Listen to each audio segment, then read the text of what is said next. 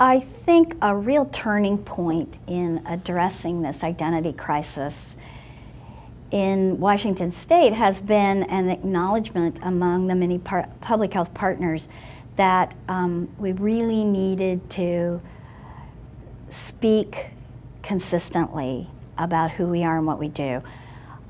We recognized back in the mid to late 90s that we were spending too much time differentiating ourselves from each other, and recognized that while our organizations report to different bodies at the county level, have different policy-making boards and budgetary boards, and in each community, a health department does have a slightly different set of services.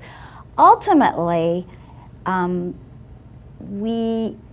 lot of the work that we do crosses county lines, and there's a whole state of Washington Department of Health body of work that is done at the state level. And by spending so much time differentiating ourselves from each other, we were fueling the flames of misunderstanding. Our statewide organization of local public health officials in 1996 reacted to the Harris poll by saying we really need to start speaking with a more consistent voice.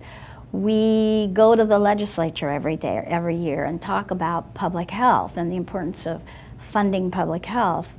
And we need to go there talking about how we are similar, how we connect, and how our work feeds on each other for effectiveness, and start using words and concepts that people readily understand.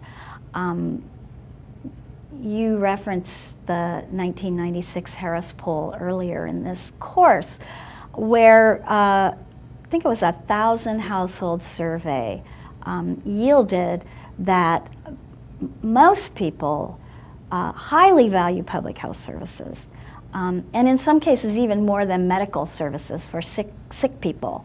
But they have no idea that those services are public health or who brings them those services. And we reacted to that in a big way because we'd been feeling it. We'd been feeling it in our discussions with our communities, with elected officials. We knew that they didn't know what public health was. And so it gave us the qualitative baseline information to say, you know, we've really got to change.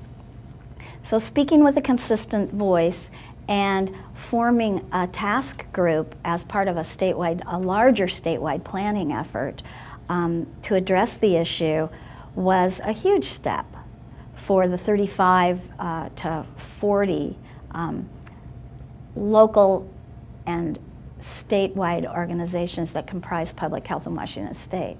We recognized that we needed to change and start speaking with the same voice. We adopted the brand development methodology because it really spoke to part of what we were trying to correct.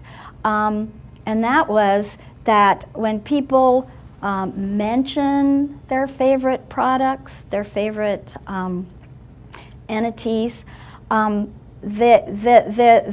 identity that they talk about, the brand that they refer to, brings up to them all sorts of positive feelings and positive associations.